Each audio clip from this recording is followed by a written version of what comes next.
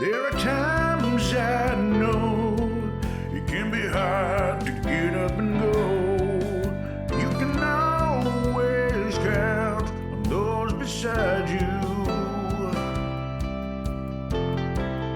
When you're far from home, it can be hard to go alone. Bring a friend. Oh, bring a friend. When you're on that road, you can share your heavy load. Every day can be a new adventure.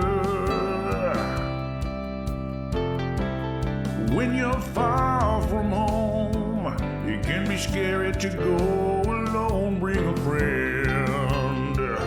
Oh, bring a friend. Legal to me question.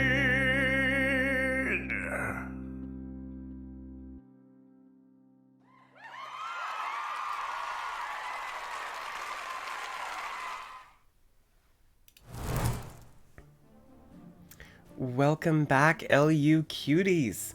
I hope everyone had a glorious calibration because we are back with League of Ultimate Questing Battle Axis episode 79 Reflection.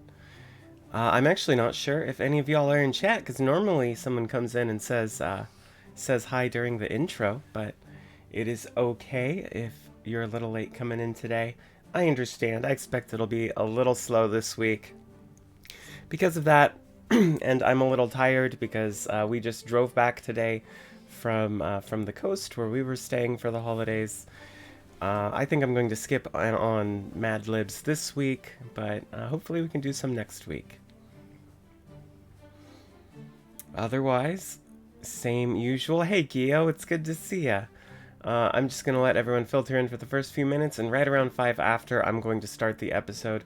Feel free to stick around and ask any questions. We'll do a Q&A. We can also just chat for a little bit if you want. But yeah,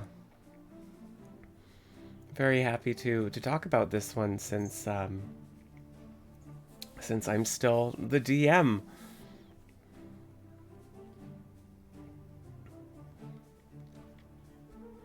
So Guillotine, you're the first one in. How's your week going? How was your holiday?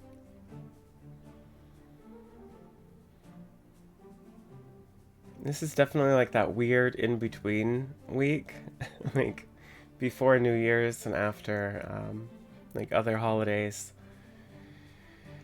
It's a very, very strange little week out of time. At least that's how it always feels to me.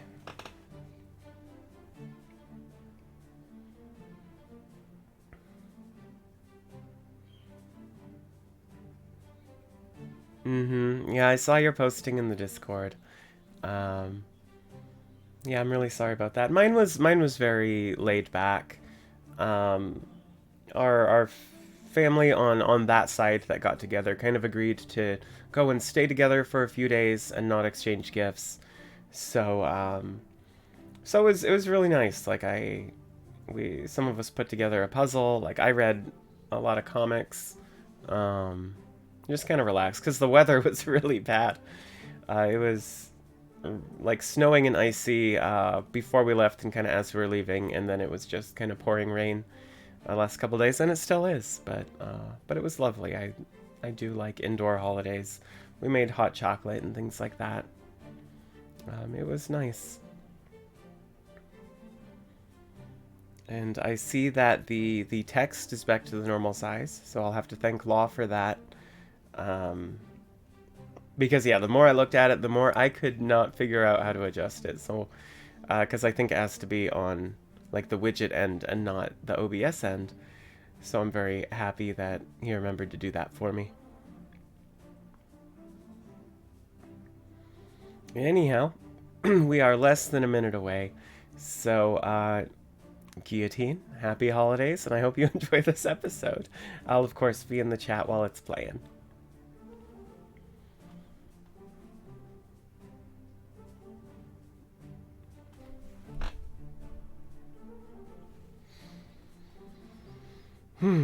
I really thought it would click over to 5 after, just like as I finish saying that, and I see that I have like a few seconds left. So, there we go. A little awkward pause there. Let's do it. Let's start the show.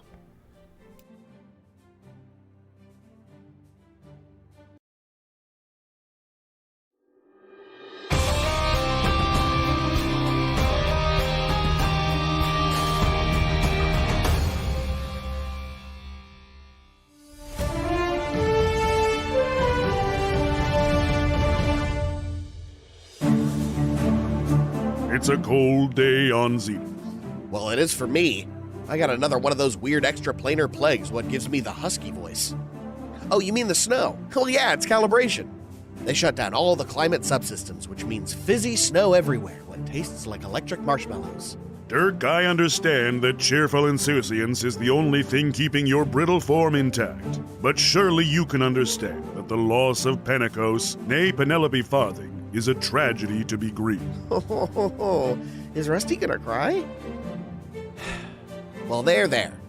Don't sweat it, my subtle subterranean sandwich. Pentecost is a plural. There's always another penny in the bucket, as they say. What? Who says? What the hells are you talking about? Dirk, there isn't just another one out there. When she dies, that version of her is gone forever. Whatever comes next will never be the same. Her mannerisms, her personality, even her memories. And what's worse, unlike you or me, she can't be resurrected. Pentecost is gone, like Penny Farthing before, and the League grieves that loss. But she's a plural. A fact made all the more tragic by its misinterpretation. Rusty, I need a hug. And that, Dirk, is why for calibration, I bought you something very special. It's a Wuffable Warren body pillow. Now you can get through an entire broadcast, nay, the rest of your life, without ever touching me. Ever again. My gods! It's a busty Rusty doll! No, that's not what it... Fine, whatever. Trenton, get Dirk the hug mound while I finish out the broadcast. You got it, busty Rusty. Let's make extra special sure that doesn't stick. Too late. I already sent the memo. Come here, my dweem dwarf. Baby needs a feel-good smush. While my colleague gently yet thoroughly demonstrates every violation of EXPN's ethics and morality clause, a brief recap for fans of the Fallow Crown. In an attempt to regain access to his dreams, Iavos Isadora contacted his private coach, cosmic criminal Falric Sunderholm, now at large and wanted for the murder of the Rakshasa, known as Amava's Yah, fabled demon hunter and vessel of cosmic divinity. With his astral essence freed from his body, Iavos Isadora's consciousness slipped free of the zenithal spirit nets and entered the battle axis. Despite the extremely private nature of these events, and in the interest of full transparency, team manager Rain Fallenfoe activated the team's bracers, turning their rescue mission into a full-on Axis quest. There's no such thing as bad press, except that one machine at the gym. And though readings forewarned that the floor they were about to enter was purely astral in nature, ignorance of the fact at hand led Pentecost to enter the Axis, to save her friend. By vacating her primacy here in the plane of error, the space was claimed by another iteration of the greater force to which Pentecost belongs. An iteration whose location is yet unknown. A counterfeit penny. Inside the Axis, the Fallow Crown fought valiantly to rescue Isadora, and yet as the ancient dreamer woke, his control over the Astrum vanished, and with it, the entity known as Pentecost. Yet the trouble did not stop there. The collapse of the floor on which they fought resulted in an Axis contraction, one which the caller was not prepared for. The sudden displacement of the Fallow Crown coupled with the severe damage to the caller has prevented technicians from locating the team. However, a scry signal was found, though its source is unknown. The caller crew is working tirelessly to recover the lost team. Someone call the milk company and get their faces on those boxes. While lost, other teams cannot safely enter the Axis. As such, we now go live to the Fallow Crown in a fresh hell. A hall of mirrors.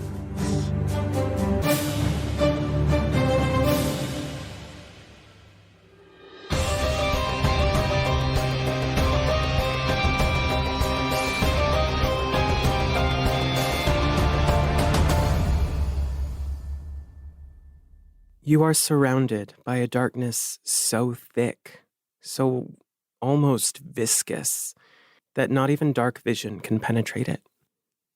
Boxed in by innumerable razor-sharp silvered glass shards that you cannot see but threaten you in nearly every direction, you hear scraping moving towards you.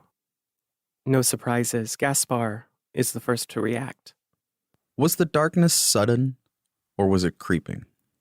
It was, relatively speaking, sudden, as more of these shards suddenly grew longer, spiraled, tightened in. Effectively, all the light has been cut off from anywhere outside this hallway, including the previous door that you entered through.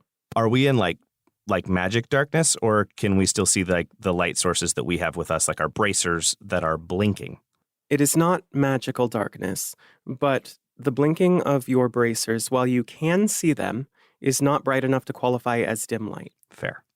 To try and pierce through the darkness, Gaspar is going to pull out a candle and attempt to light it with a match. You have no problems lighting the candle. But as you strike your match, the dim light to your eyes, which have dark vision, shines like bright light, reflecting off of all the mirrored surfaces around you. Anyone with dark vision needs to make a Constitution saving throw. Oh. Whoa.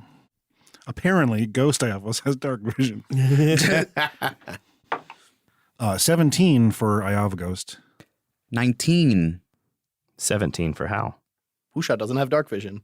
You're doing very well, Wusha. Thank you. You can see in this dim light as long as you want. Everyone else, this amount of light is enough to make you periodically re-roll these Constitution saving throws or be blinded if you keep it up. However, it is enough for the moment to get a mental imprint of what's going on and to see what these creatures are.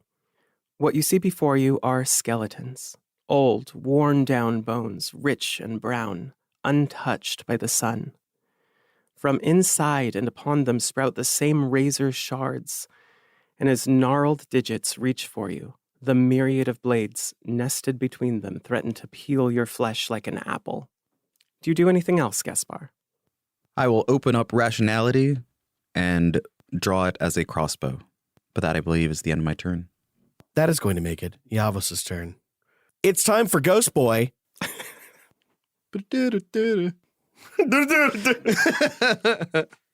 Iavos, these blades of glass slowly reach for you. What do you do?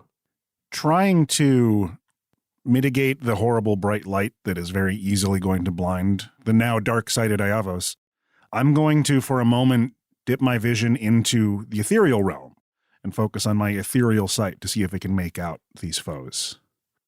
The skeleton itself, the bones, leave your vision, and you're left with an impression of the glass running through the entire construct, almost like a circulatory system. Thin filaments, silvery, sharp, but small. They animate it, compel it. Analyzing this magical sight before me, would I interpret these creatures as potentially being undead, or do they seem more like a construct in nature? Having forgot your class, they are undead. Ghost Iavos, whose feet don't touch the ground, simply lifts slightly higher into the air and radiating a kind of divine dreamlike energy from where his heart would be. He's going to use Turn Undead, which he does very rarely, I think once ever before, which will target the two in front of him and the one behind him on the other side of the party based on the range. So they need to make me wisdom saving throws. From queen's left to queen's right, 10, 16, and 15. The 10 and the 15 fail. So they gain the turned condition, which just means they need to use their actions to move away from me. I don't have strong enough undead turning to destroy them or anything, so they are scared of me. And as a bonus action, Iavos reaches into that light emanating from his chest and pulls out a dreamlike blade of prismatic energy and releases it into the air to cast Spiritual Weapon. That is both sick and nasty. Some would say sick nasty. Some would. And to ensure that the turn takes effect, I'm going to hold back and not attack with my blade yet until enemies move in. And I believe that's my entire turn. And that's going to bring it to 1, 2, 3, and 4. Our Ooh. special numbered spooky ghouls. The Bone Boys. The shiny friends. To the disco lads. Luckily and unluckily for you, whatever drives them does not seem to register the threat of this weapon. And just as the ones closest to your party turn away, turned by your power, the two behind them climb over them, bearing down upon you with a singular need and ferocity. Halophon, the one nearest you with a almost morning star of sharpened blades, strikes at you with a 18. 18 hits my AC. It deals 7 piercing damage. Okay. And you must make a wisdom saving throw. Will a 9 pass, Dana? Absolutely not. I had a feeling. Iavos, the next one, bears down on you and lashes out. Does a 21 hit you? That double hits me. He gets to hit me twice because he hit my AC twice. You take 9 piercing damage. It does count as magical. Ah, beans. That's a very important distinction. And I need you to make a wisdom saving throw. My ghost form means nothing to these chromies. Oh. Wisdom saving throw, however, I do have a little more defense in. I rolled a fucking 3, so I got a 10. Good gravy. I have a +7 and I rolled a 10. That is all of my disco babies. Beautiful, and that brings us to Wuxia. Not to take too much time, but rules point of order to 1 or 2 DMs. I have the ability to ignore non-magical difficult terrain now. Would you rule that as me being able to move through my allies without taking double my speed? I would. Okay, sweet. I mean, the whole idea is that you're more swift and, without, you don't get impeded by shit. So. Yeah, Pardon absolutely. my reach. I do like the idea that you're like picking them up and moving them behind you and then continuing. Do I give you the back or the front? You just step over Gaspar and through Iavos. Yeah. but we're wearing magical items, so like. Ah! You idiot, friendship is magic. I'm so sorry. Having picked my target, I'm going to focus in on Silvery Barbara over there. And heft my spears, glare at it, and trying to summon a bit of my good nature, I'm going to say, I've been waiting to kick glass all day. I'm going to throw both my spears at Silvery Barbara. First spear is going to be a 19 against this one up here. That is a hit, son of a bitch. Sweet. That is going to be a whopping 6 damage to it. And my second spear. I rolled a 1. I think I missed. I get an 8 total. If only there weren't 2 of us between you and it. You don't hit your allies, but as your spear careens down this hallway, you lose sight of it, the feeble candlelight no longer reaching it wherever it went. Oh, that's a problem. And that's my whole turn. And that brings us to Hal. All right. I'm not going to rage. I only have one of those left at this point. Also, I feel like thrashing around in the sharp zone is probably not the best idea you've ever Well, had. would also make me resist damage. It might be a pros and cons. I will just attack the one that's currently engaged with me. Wonderful. I can reckless attack even if I'm not raging, right? Yes. It's the shittiest mirror maze ever. I do so. 20 to hit. That is a hit. I want to go to a fucking funhouse mirror maze where like there's dudes in mirror suits just waiting to beat the shit out of me.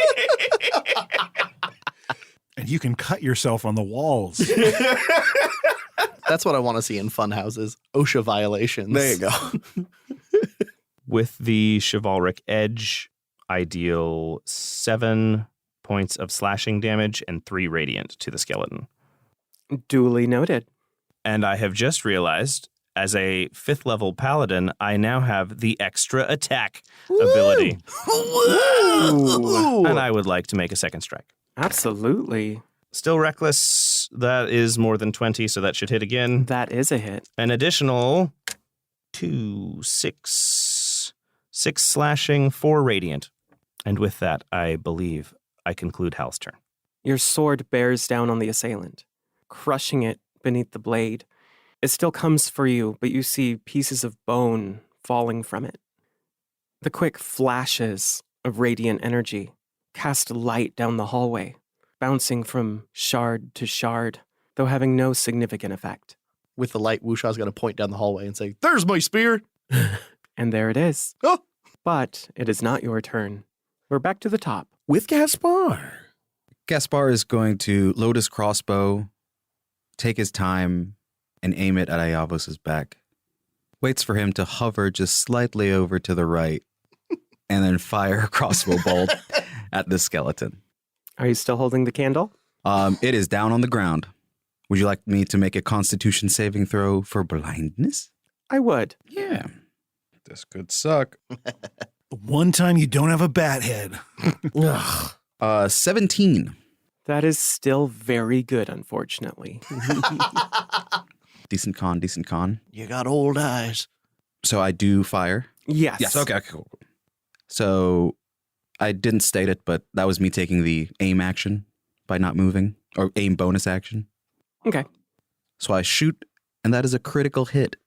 Ooh. Hell Oh, yeah. baby. Which one were you shooting at? The one next to Iavos. Oh, the one that's in attacking range? Well, yeah. I was going to attack with him. Now go ahead and roll your damage. That is going to be 39 points of magical piercing damage. At least it's not too much. Why are we even here? Piercing damage. True.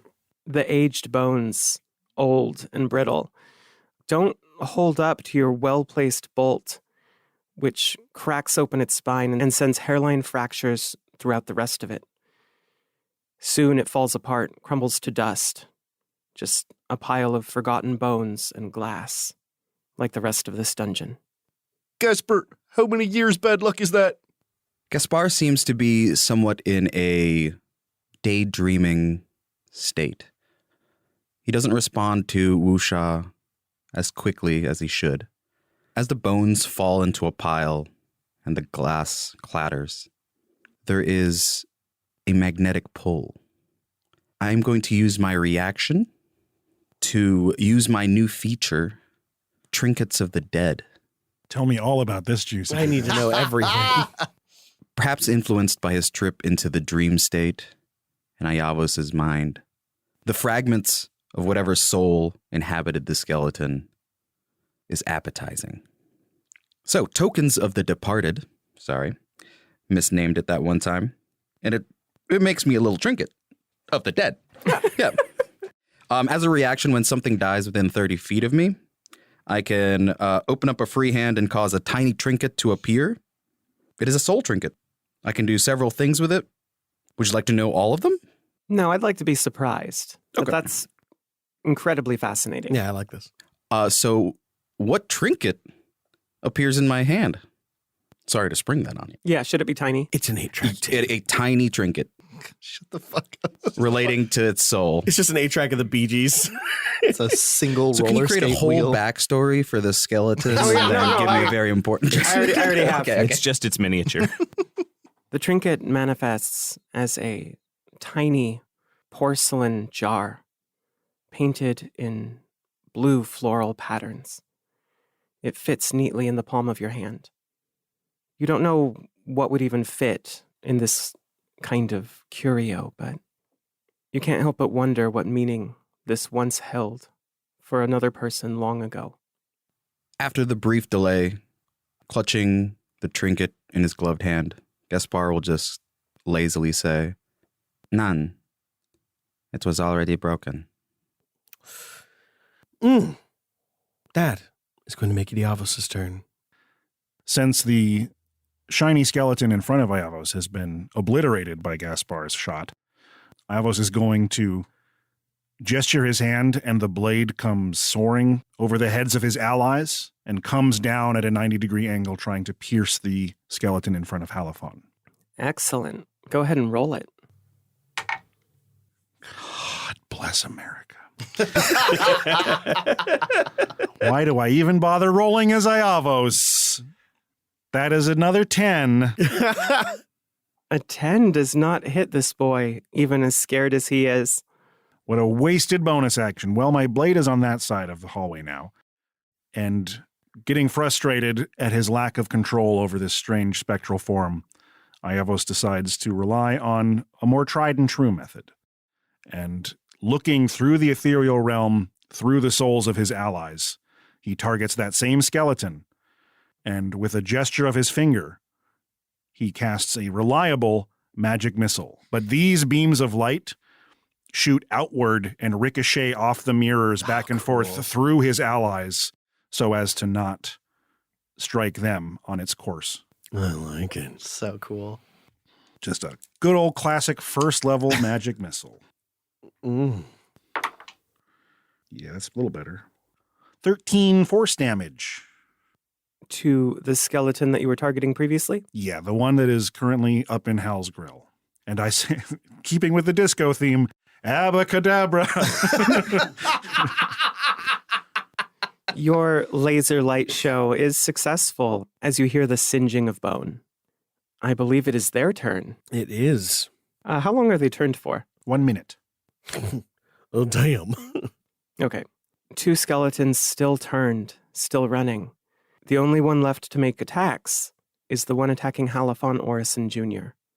And emboldened by its successful attack last round, this time it attacks twice. With advantage, because I reckless. Mm. She used your full name. You're in danger. Yeah. Mm-hmm. I've got a 19 and a 25. Those will both hit. You take a total of 18 piercing damage. Really feel like you should be using the chime dice. It sounds like mirror shit jangling together. That's true, and I'm going to need you to make 2 wisdom saving throws. Okay. Oh. Is there any effect that I've suffered yet from failing the last one? Not that you know of. Okay. These wisdom saves are 22 and 20. That is very good. Their turn is over. Next up is Wusha. With my magic spear being thrown, I'm going to hold up my hand and summon my phantasmal chains and yank it back toward me. I'm going to turn to the one surviving skeleton that is behind Hal, roll my eyes and say, Mamma mia, here I go again. Mm-hmm. I'm going to make a pair of spear attacks against it. That's much better than last time. That is going to be a 24 and a 25 versus its AC. Those are both hits. Fantastic. And it has taken damage, so I get to use my Colossus Slayer ability and add a d8 to my damage.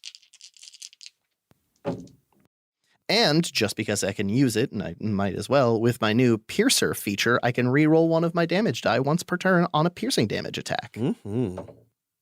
The same outcome. Look at that waste of time. 10, 16, 26 damage to it total. The skeleton is promptly smashed to pieces, and the 2 remaining, turned for a minute, are easy prey for the fallow crown. However, Halifon and Iavos, where the glass pierced your armor, you see a pattern of silver flecks embedded in your skin, almost beautiful, like a constellation. The next moment, the flecks are gone, and you start to think, maybe it was only a trick of the light.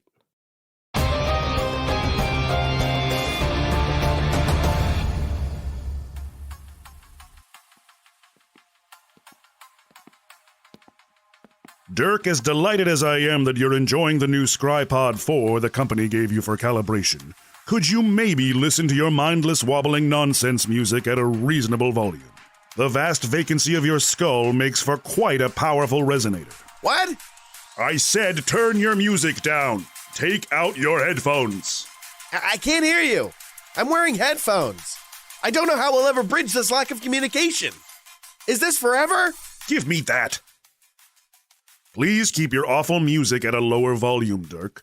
Some of us still cherish our remaining brain cells. Awful music? Are you kidding me? You'd love this stuff. What would possibly make you think that I would, in any realm of possibility, enjoy this squawking vibro nonsense? Because you're a nerd, and nerds love this stuff. A nerd? Dirk, I've been in more battlefields than you have bathtubs. I can deadlift a small taxi. I drink fine wine and host lovely dinner parties. Does that make me a nerd? Rust, my good man, you are the democratically elected Archduke of the Galactic Republic of Nerds. You collect antique figurines. You read a book a day. You do crossword puzzles without writing anything down. You are an N-I-R-D-E nerd. Even if being well-read with hobbies does make me a nerd, I still couldn't find myself enjoying whatever this is. This is Magitech now. It's all science noises. Like I said, liquid math. I listen to symphonies, brilliant overtures, opera. There is no way that Hey! Give me that. Now shut your mouth cake and open up your ear brains. Gross. I'd better not get an ear infection. You'll be getting a soul infection. Now just relax and drink deep the boop de beep. Well, now that's just... This is hardly music. Oh. What is this time signature? The counter rhythms. So many subtle undertones.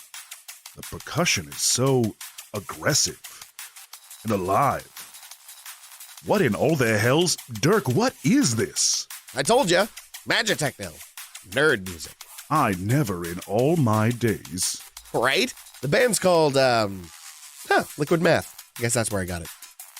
You like it, don't you? You like it. Right, Rusty? Rust? Buster Rustnut? Hello? Hello? Liquid math. Happy calibration, Warren.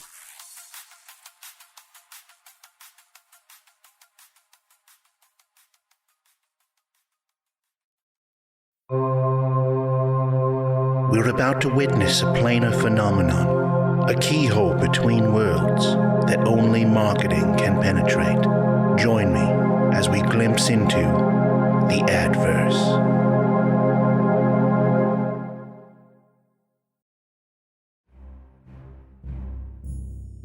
On the battlefield, there is only one driving force, a mighty thirst. No one, not even you, will remember if we quenched our thirst for battle or if we quenched our thirst for hydration.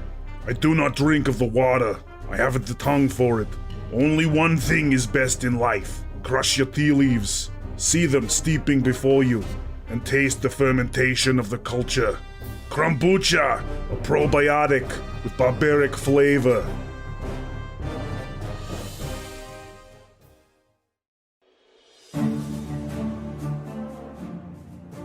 Hey, LU cuties! Blessed spirits rest, joyous calibration, and happy holidays from everyone at Slapdash Studios. The new year will hold loads of new adventures and stories for the LUQ, and we'd love to have you right there with us. If you haven't checked out the Discord, we really recommend getting to know this great community of folks from all over the world.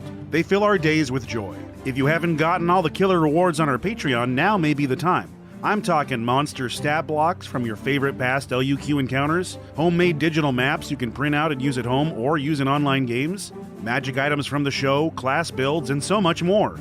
It's really cool and fun to share with everyone. And of course, we have to thank our highest tier members who make characters to join the world's meta or get to be put into a legendary midroll team. Our current legendary midroll teams are the Titans Rise, the Twilight Concord, and the Ceaseless Horde, with Dave Mlodinoff, Daniel Pickens-Jones, Patch Perryman, and Jeff Ammons. To get a personal message read on the show or for possible advertising opportunities, reach out to admin@slap-studios.com. Be sure to follow us at twitch.tv/slap-streams for Monday night LUQ premieres with Mistress Dana and lots of other streaming throughout the week whenever we have time. I've been streaming some Pokemon Scarlet Violet, and it's been a blast. Our temporary mailing address while we sort out a new P.O. Box is 2511 Southeast Pine Street, Portland, Oregon, 97214, if you have anything you'd like to send the cast. And if you do, we'd love to share it on social media. You still have a few more days to take advantage of code CALIBRATE on the merch page for discounted LUQ apparel, because it ends January 1st. And I just want to say thank you so much for being here with us as we've grown and evolved as a product. No matter if you've been here since the beginning or you're just joining us, we love to have you. We love to interact. Thank you for everything you've done for us, and we'll see you in the new year.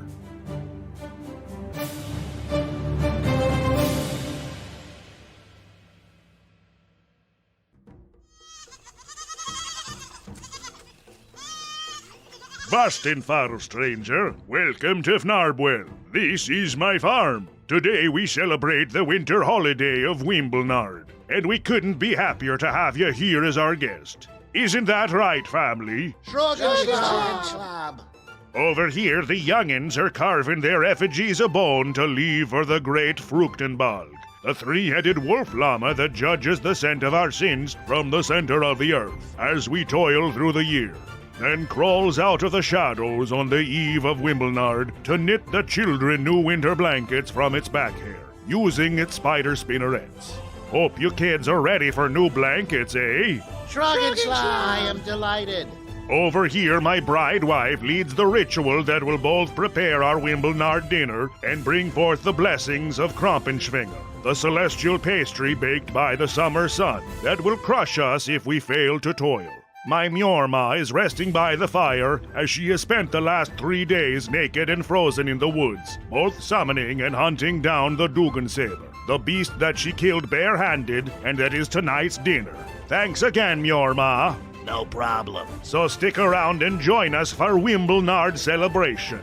We've got crab wine, jellied yak hoof, freshly baked beaver rolls, and all the love a family can muster in this cruel cold world.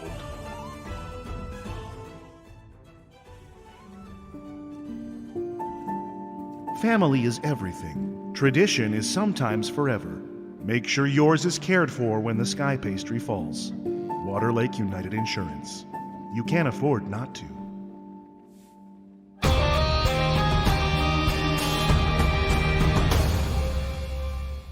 After several unwelcome twists and turns, where you feel the pointed shards dangerously close to your skin, the hallway leads to a door which opens into a wide area.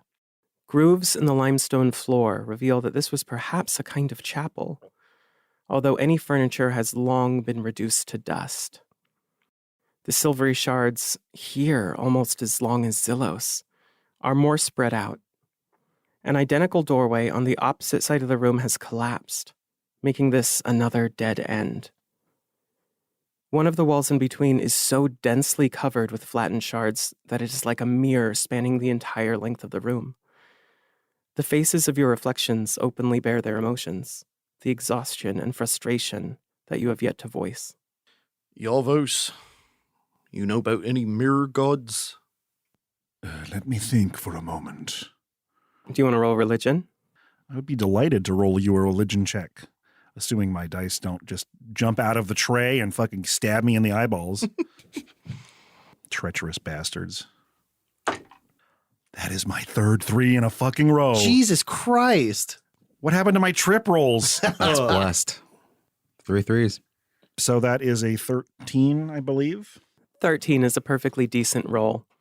No, it's a bad roll. It's just a really good skill bonus. Many mirror gods come to mind. You've encountered numerous in your search for knowledge, but rest assured, you know the truth. There are no gods here. Like that. I mean, I don't like that as a person who likes to be safe, but as a story enjoyer, yum yum. This place is beyond the influence of divinity. All right, well, let me know should you need me to start smashing. I don't think making more sharp bits of mirror would be that helpful to us right now. I'm slightly concerned by the injury that was left behind by that creature. Even in this incorporeal form, it seemed to leave behind a bit of itself. Gone now, but it was there for a moment. As you ponder that, you realize that it has left something with you. Both of you, having failed only a single check, receive a -1 penalty to every d20 roll for the time being. Oh, no. Yum. Good to know. I would wish that we had a safe place to tend to our wounds and recuperate a bit, but this is all dangerous looking. There will be no comfort found here. You should find us a door. I will attempt to help guide the party to the next portal I can find, using ethereal vision need be. Okay. Go ahead and roll an investigation check, and I'm going to leave you at that for a while, as you and your companions begin to scour this room. Halifon. Mm-hmm. While they are doing this, You hear a tapping over your shoulder. I look. All you see is your reflection in this mirrored wall. But sure enough, it is tapping, tapping, tapping. Are they... So I can see that my reflection is doing something I'm not doing. That is correct. Is it tapping like aggressively? Like, is the mirror being damaged at all? Or is it just a... No, Okay. it's casual. As you lock eyes, he looks at you and raises a hand as if to wave. I will duplicate its movement confusedly. Is anyone else's reflection behaving strangely to my eyes? Not at all, and for that matter, they don't seem to notice what's going on with you. All right. I'd like to use Divine Sense here in this room and see if I can detect anything. What does that detect again? Divine Sense. As an action, I can detect any celestial fiend or undead within 60 feet of me that is not behind total cover. And there has been a house rule thus far where you can use it to get a general sense of the energy of a space. Oh, right. It also detects areas that have been consecrated or desecrated by those spells. Get undead off me. Hey. Your divine sense doesn't detect any of the types of creatures you're used to detecting, but there does seem to be some kind of presence in this place, radiating lightly from everywhere, possibly from the mirrors. Although it is a stupid thing to do, I will go over to the mirror where my reflection is tapping. Well, this is quite the conundrum. Maybe we can figure it out together. It speaks to you. You shouldn't be able to talk. Your reflection. Yeah, I've certainly never done it before. How strange. Hal looks at it and goes, "Am I a plural now?" I don't think so. At least I don't think I am. You look exhausted. Oh, I definitely am. Yeah. Do they look exhausted? Are they as beat up as I am? They bear the same signs of physical confrontation that you do, but they're, in spirit, they seem less damaged. Okay. If you want to rest for a while, go on. I can keep watch if you'd like. I narrow my eyes at it. Can I make an insight check against myself? Please do. Do I have advantage because it's myself? No. All right. You should do that every day.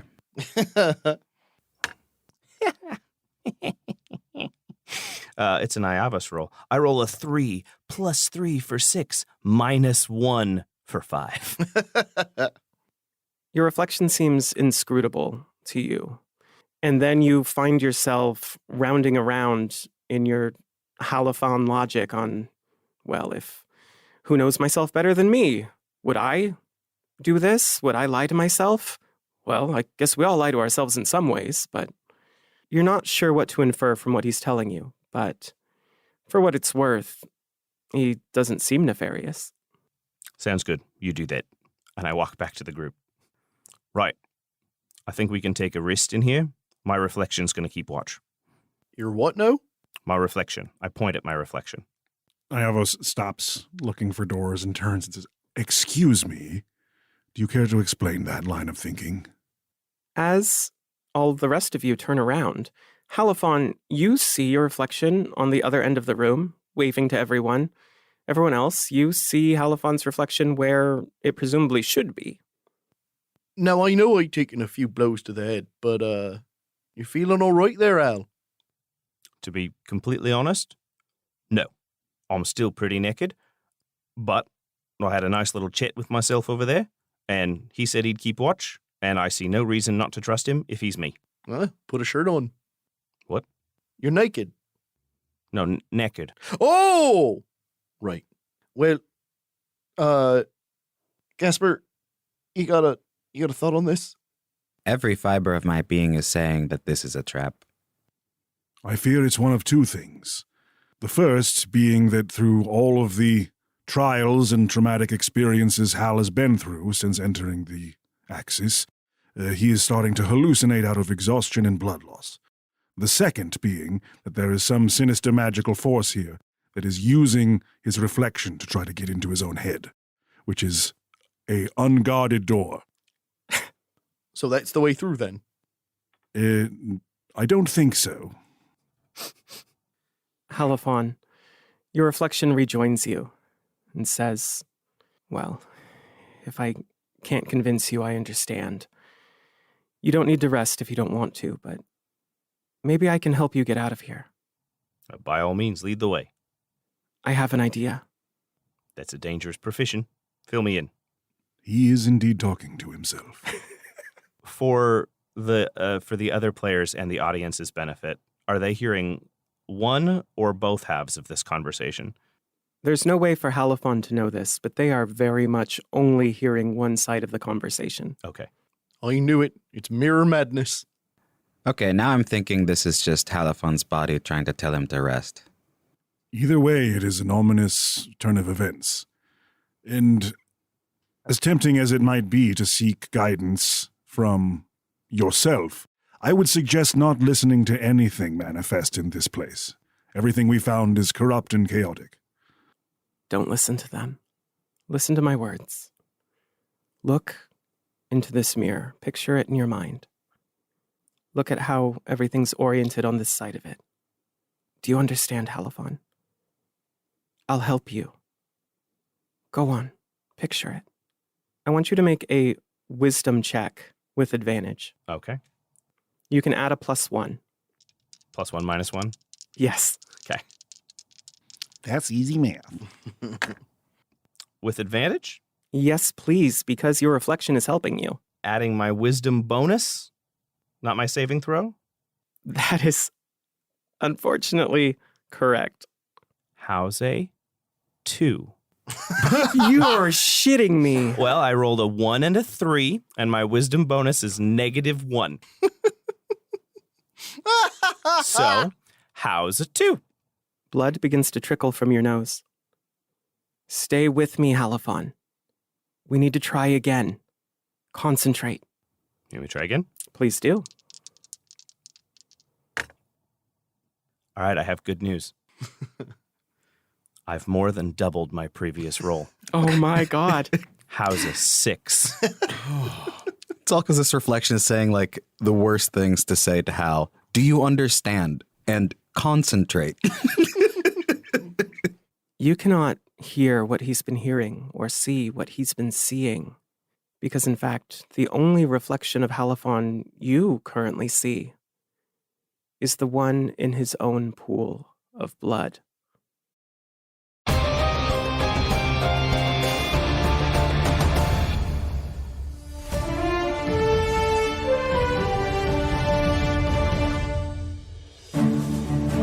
Halifon Orison Jr. is down after repeated failures to overcome a mental challenge. To no one's surprise. Speaking of mental challenges, I was racking my wetworks trying to figure out what to get you for calibration. How about even passable on-air performance? Or if we're thinking something more financially significant, perhaps a whole year where you don't make copies of my keys, forcing me to change the locks every few weeks. If that's too much, you could always not eat my food when you break into my home. The choices are endless. Ha! Too obvious. Besides, I can't get you something you told me to get you. That would be cheating. Damn, so close. No, this year I got you something very special. Let me guess. Another shirt with your face on it? Brilliant, but no. You already have one for every day of the week. Plus, if we went out together, we'd clash. A bottom shelf liquor because it has a dwarf on the label? First of all, it takes a refined palate to appreciate Morgan McSwish brand cotton candy cognac. And second, you mentioned in your diary you were trying to cut back on the sauce. No, this year, it's something special. Something that just screams you. It's a rock, isn't it? Not just any rock. This rock is special. A precious stone, if you will. A rock both beautiful and functional.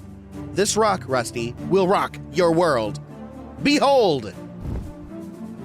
It's you, as a dwarf, with a beard, and an erection. Psh, that's not an erection. That's... Wow, yeah, that's a boner, all right. Did you ask the sculptor to... What? Gods no. I told him tastefully understated. Sure, I insisted on naked, but I was thinking like, tasteful cherub, not this turgid hog show. Well, I can't speak for the taste of it, but it's certainly not understated. Look, I'm no slouch. B-Rad definitely brings the schmeat. Don't. But old Stubby Longshanks here is packing a summer sausage. It's like this guy showed up to a thumb war with his whole ass forearm. Say, Rust. You can keep it. Thank you. No, Dirk, thank you.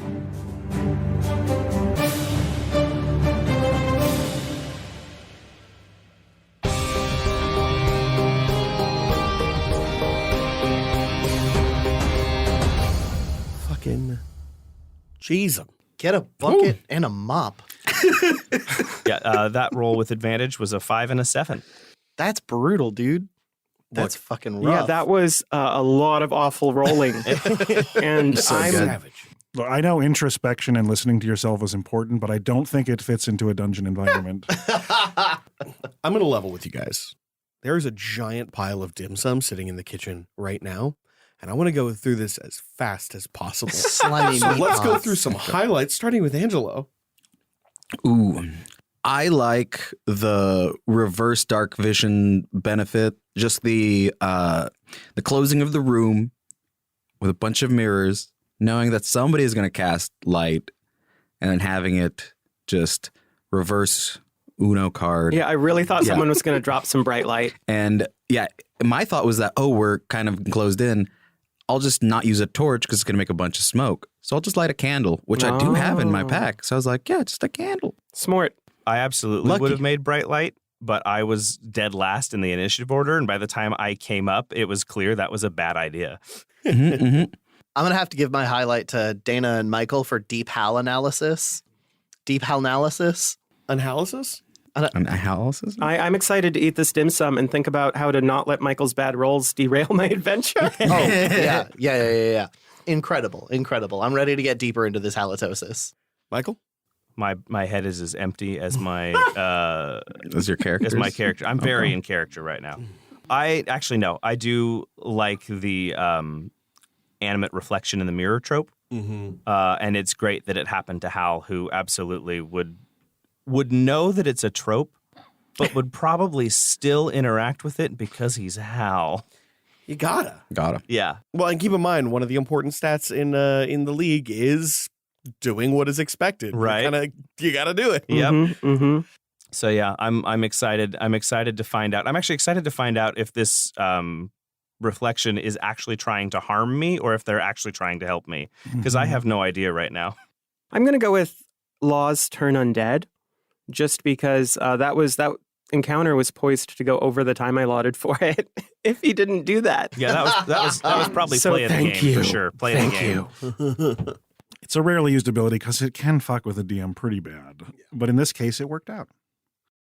I'm torn between the scenario of the shitty, narrow, razor-sharp hallway fight, which just mechanically is a very good pressure cooker, or the idea of Hal having advantage on insight against himself, which would just be canceled out by its advantage on bluff against you, because it knows you as well as you know it.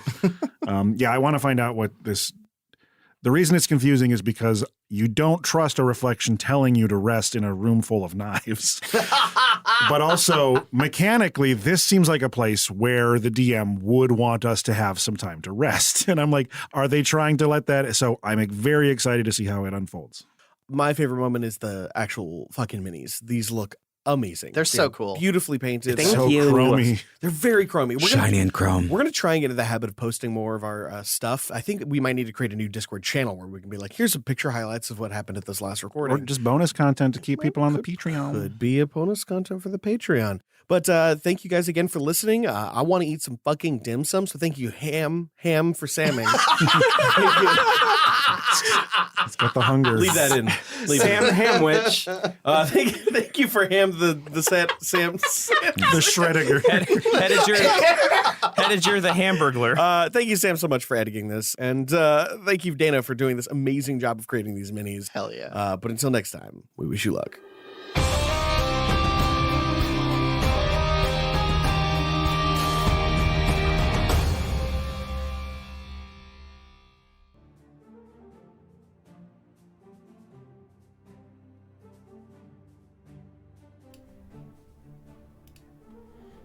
And I am back, everyone. Zombie, in response to your question, was the reflection actually trying to help? You kind of heard in the end there. You know, if you give someone four rolls, you expect statistically one of them to be good. And if he had succeeded, I will go ahead and say that it would have been beneficial to the party. And that did like kind of derail my plans a little bit. And I over the lunch break, I kind of figured out what I was gonna do because, yeah, I'm not a dungeon master that railroads, but I do very much like know the probabilities and kind of plan for what's likely to happen. Did not expect him to fail 4 rolls that spectacularly. Oh, and Zombie talked about the Patreon. Are you referring to pictures of the minis and things? I'm actually not sure where Zach and Law are planning. Okay. I'm not sure where they're planning to post pictures of the actual photos from the game, because they have some photos of like some of the actual like fight on the board. I don't have anything like that, but I have photos of when I was like painting the miniatures, and I'm happy to post those in the Discord. Yeah, I don't think we really talked about locking those behind anything, but I'm not sure, honestly. I don't know their plans, but I'll probably share what I have, because I want to, you know, when I paint miniatures, I like to put them on social anyway, and I painted so many for this thing, and I knew I couldn't post them until it aired, so I'm probably gonna, I'll just share them, because they're gonna go on my Instagram anyway at some point. But yeah, hopefully y'all enjoyed it. I had fun. Right. Yeah, I remember in one of my home games, my players, they wanted mounts to cross the desert, and they're like, oh, well, we want to deal with, you know, this NPC that I made up on the spot who was selling like camels and things. They're like, well, do you have any special mounts? And because of their reputation, it allowed them like every so often to choose to make a like any kind of like charisma skill roll with advantage, and so they chose to roll it with advantage, and both dice came up with a 20. So so I ended up like going home and coming up with like special mounts for them and having some artwork done and stuff. Like, it's always fun when I'm just saying, you're absolutely right, and it's very fun to get derailed sometimes. But yeah, in this case, it was just like, also trying to stick to like the overall structure, because especially now that we're being tighter on the episode lengths, it's really like, not only does this dungeon have to run in exactly 3.5 hours, but I have to break for like a mid roll or an end roll and leave on a cliffhanger like every 30 minutes. It was just challenging. Because, you know, the last time I ran was the Penny Dungeon, and the time allotments where it felt a lot more forgiving. Like, this one felt a lot more strict. It was very challenging, which was kind of fun.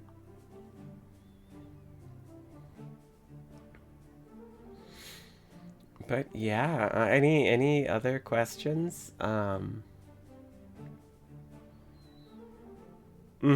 Yeah, and Zach and Law obviously have a lot of experience with, you know, keeping the timing tight. And that's that's a little newer to me, because even as like a pro DM, like doing it professionally, what you learn to do is to keep it in that total length, in that 4 hours normally. And in the beginning, it's just like, you know, if they like kind of dink around too long or rush ahead, really all you have to do is have like a middle section that you can either make longer or shorter, And that's it. It's really just like one optional scene or something, or making something a little more challenging or less challenging. And it's very easy to, after a while, to make sure it ends right at that mark, which is the end of the night where they all go home and hopefully had a good time. But doing it on the podcast, trying to also like hit like cliffhanger notes, every 30 minutes in this case, for the mid roll or end roll, like it's a whole new thing, and it's super fun, but it was challenging for me, and I'm very used to it.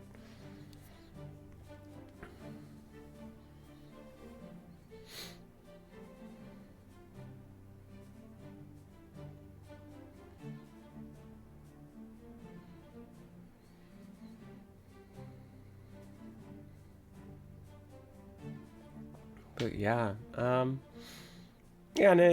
everyone was a lot of fun to play with. It was fun stepping into the DM seat, for a longer adventure than previously. Even if I felt a little rusty, but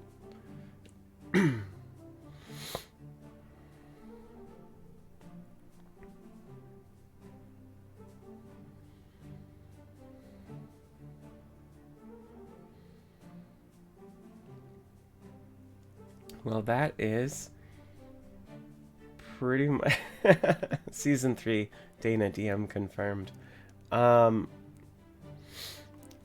cannot confirm anything about season 3, but I'm gonna go ahead and tell you that I'm not the dungeon master for it.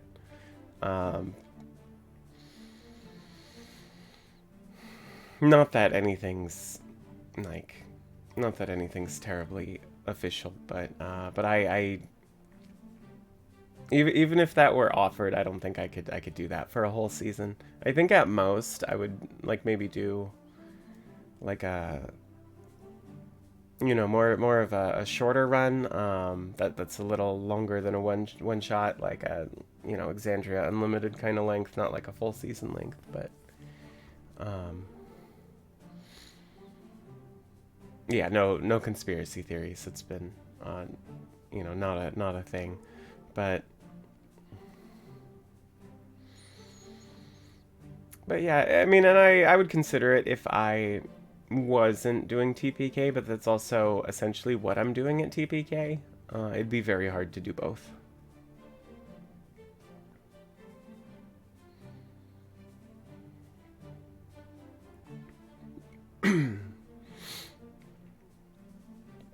And honestly, like the stuff for TPK was so top of mind that this dungeon is actually experimenting with, from my perspective, with some of the things that I was planning for that.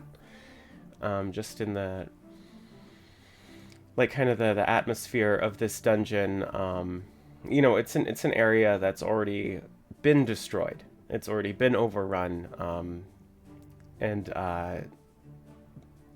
the story, whatever happened to it, happened, and like the party is really just exploring the aftermath of that, and that's just kind of an aesthetic that's been very top of mind because Volruvina is a world in ruin, and so I really got to play with that here because it's not something I normally do, and I was trying very hard to throughout the entire chapter to not over explain the story, because the whole place has an entire backstory.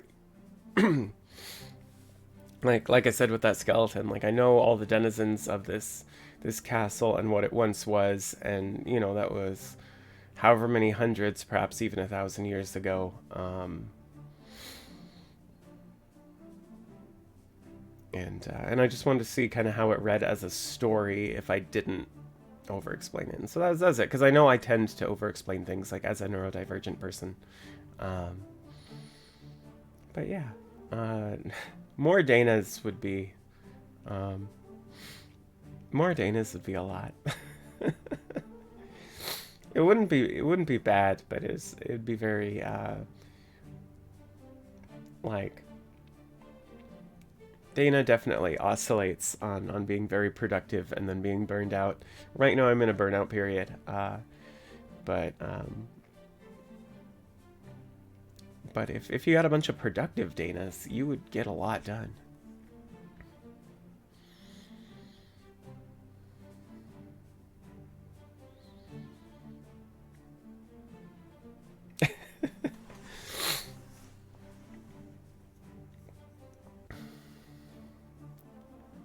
If I could give everyone in the cast a Dana, that would be very interesting. Actually, I'd probably. I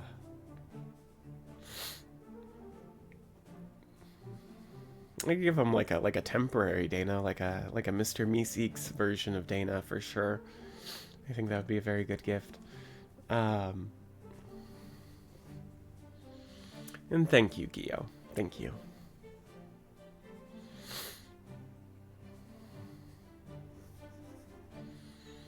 But yeah, I don't have anything else clever to say. I'll try to get these outtakes posted. If not tonight, then tomorrow. But I'll try to do them tonight, and I'll try to post some of these miniature pictures. Like I said, not the ones of the actual like battle map with the board and everything with the other miniatures, but just the ones where I've painted them over where I paint miniatures. But yeah, thank you all so much. Once again, I hope you had a lovely calibration, especially if you didn't hear me say that at the beginning of the episode. Yeah, I love hosting. I love hanging out here and listening to the episodes with y'all. This one I did admittedly listen to beforehand. Same with last week's, and I think it was because I'm like so prominently in them. I'm like, oh, how did it sound? And in those cases, I think I like listening to it ahead of time. But yeah, yeah. At the end of the chapter, I'm sure we'll talk a lot more about it. So everyone have a fantastic new year, and until next time, we wish you luck.